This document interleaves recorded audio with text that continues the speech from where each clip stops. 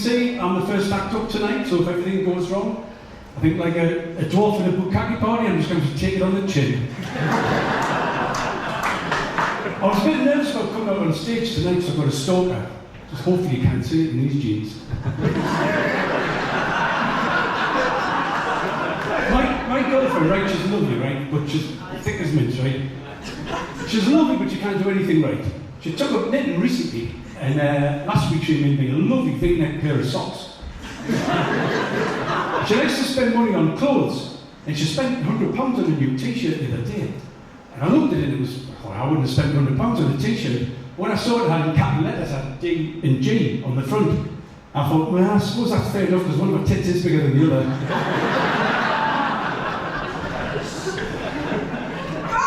I bought her a new dildo the other day. I'm not saying it's her favourite, but it's up there.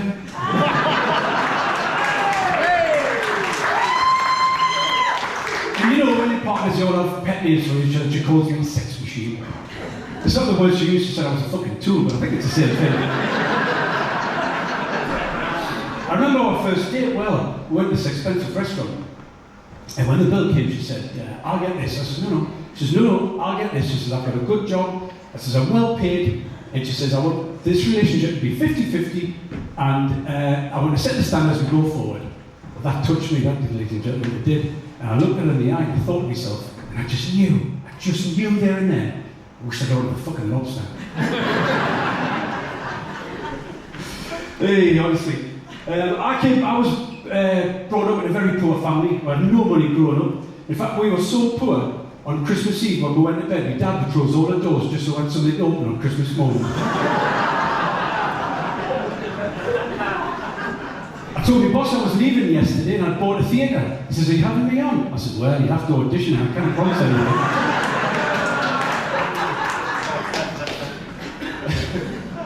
I went to the Waterstones last week and I said to the young girl behind the counter, I says, have you got Donald Trump's new book on how to deport illegal immigrants? She said, get the fuck out of here and don't come back. I said, yes, that's the one.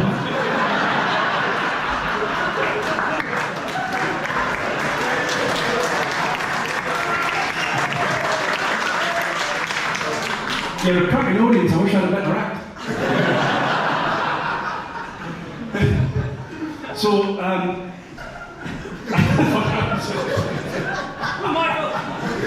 so I got, oh dear me, right, so,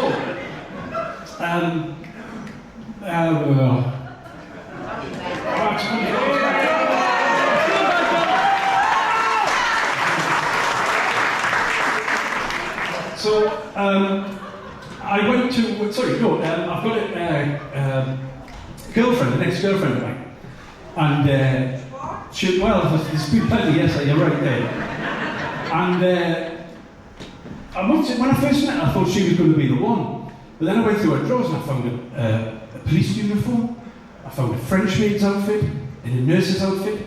I thought if she can't hold down a job, she's not the one for me.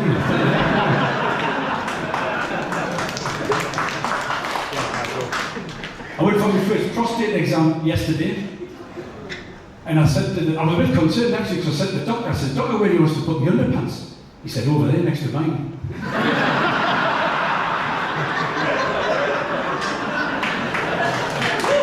And you know the worst feeling you can have in a prostate examination is 2 hands on the back of your shoulder.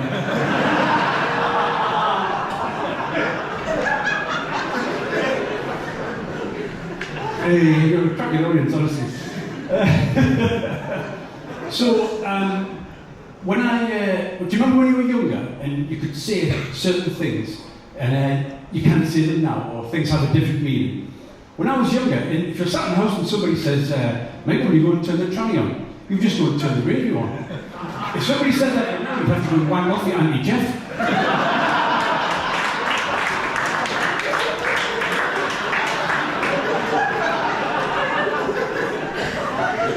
I've got a friend who works for the police. He pretends he's a 14-year-old girl, goes on the internet and talks to paedophiles and child molesters every day. I don't know what he does for the police, I still talking about it. You know, they say sex is the best form of exercise. Well, correct me if I'm wrong, But 1 minute 33 seconds every 2 months isn't going to remove your beer belly, is it not? do you know that November was National Men's Health Month? And it's very important for us men to open up and talk to each other about our feelings, etc.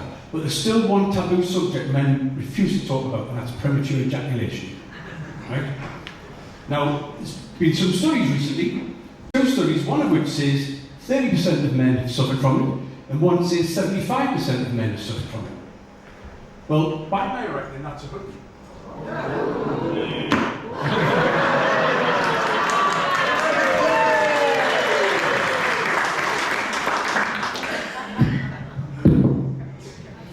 That wasn't part of the act.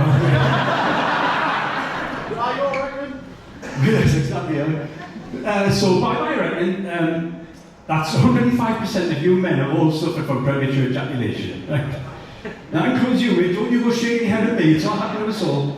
It happened to me once, and I went to the doctors. And I said, Doctor, you've got to help me because I'm kind of glass when I'm having sex. He says, what you got to do, mate? He says, you've got to think of a distraction when you're having sex. He says, try and think of something like a 3-course meal. I said, well, how would I do that?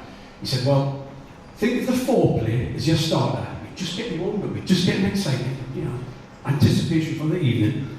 And he says, when you come on to the main event, the shagging, he said, think of that as your main meal. So, you know, you're going to have a nice steak, and you're going to savour every mouthful, and you're going to really take your time and enjoy it. And when you're ready to orgasm, you think of your favourite dessert, or afters, or something like that. I said, right, okay. So I got home that night, I was lying in bed with my girlfriend, and I went there, and I felt she was naked. I thought, pro cocktail. So I rolled over on top of her. Sorry, I forgot to tell you it was 1976. So I rolled over on top of her. I just slipped it in, I thought, steak. And I just started shaking, I went, oh, fuck this, cheese and biscuits.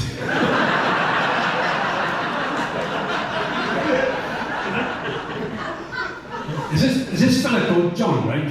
And he's at work and he has an accident and dies. He falls into a vat of beer. So the management said, the management said to his colleagues, you've got to go and tell his wife the bad news. So they go around the house, knock on the door, and a couple of seconds later, his wife comes to the door, and one of the guys says, I'm really sorry, I've got to break some news to you. But John had an accident today at work, and he died. I'm really sorry to tell you, so hysterical, she dropped on the floor, she was crying her eyes out, and after about a minute or so, she composed herself and she got up. And then she said, oh, she goes, I can't believe it. She goes, what happened? So one of the guys says, well, he was working on this walkway above a vat of beer. He tripped and fell in and drowned. She goes, oh dear me, he drowned, that's terrible. Was it a quick death? And the 2 guys looked at each other. One of them said, well, it took him 2 hours to drown. And she said, 2 hours to drown? How was that? She goes, well, he popped out a few times for a piss.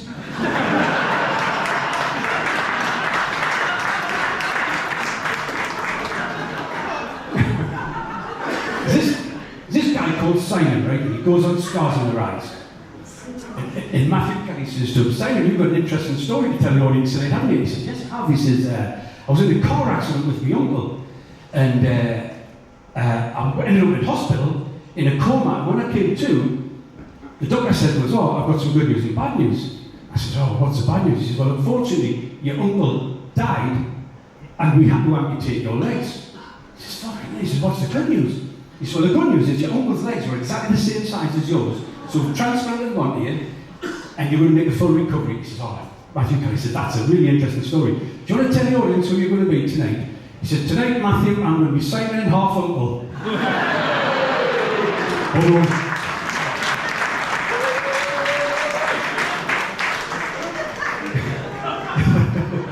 This fella's driving around, right? He comes to this junction and he's lost, he doesn't know where to go. And he can either turn left or turn right. So he turns right, as he turns right, he drives about 500 metres down the road and his car breaks down. He gets out, lifts the bonnet up, and he's standing there and he's looking at it, and he hears his voice saying, it's the alternator.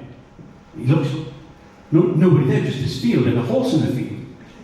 So he turns back around and he's spinning around with the car, and he hears this voice again saying, I fucking told you, it's the alternator. So he looks back around and there's his horse again. He goes, fucking hell, I'm a bit scared about that. So he bonnet down, gets in the car, turns the engine over and starts. Whizzes down the road. 2 minutes down the road, he comes to a pub. And he runs in, he says to the landlord, double brandy please. Next it. Another one please. Next it. Bloke says, the landlord says to him, you seem a bit sort of upset. What's happened? He says, oh, you're not going to believe what's happened to me. He says, what was that? He says, well, I was driving on the road and I could have turned left, I could have turned right, so I was lost. So I turned right and my car broke down and there was a horse in the field told us what was wrong with my car. The bloke says, you were in luck there. He says, how the fuck was I in luck? He says, well, if you turn left, the horse in that field knows fuck all about cars.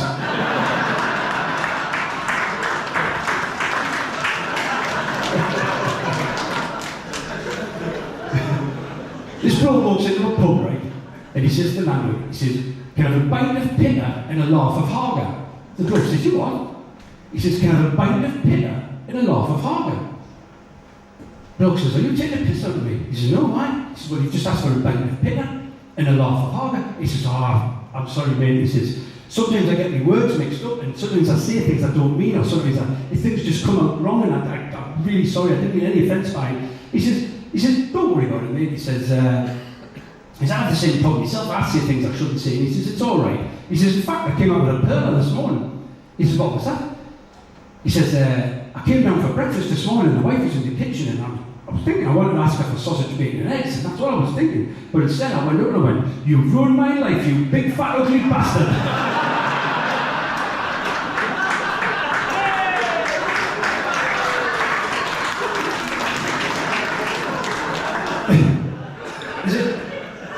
This bloke's sunbathing on the beach right with no arms and no legs, and these three young beautiful girls come walking past in a bikini and they see him and he looks really sad. So they say, we're going to have to help him. So the first one goes up and says, do you mind, you're looking a bit sad, can I help you?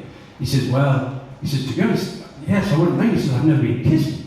She says, okay, well, I can help you out on that one. So she leans over and pecks him on the cheek. He says, oh, thank you, and she goes away. Second girl goes past and says, well, you still look sad, can I help you? He says, well, to be honest with you, I've never had a snog or a cuddle. She goes, yeah, I can do that, make you feel good. So she gives him a snog and a cuddle. And then she walks away. Comes to the third one, and she says, look, I'd like to do something for you. You know, what can I do? He says, look, I've never been fucked. So she says, right, okay. So she takes her bikini top off, takes her bikini bottoms off, and he starts to get a hard on. So she turns and walks away. He says, here, where are you going? She says, well, you'll be fucked in a minute, the tide's coming in.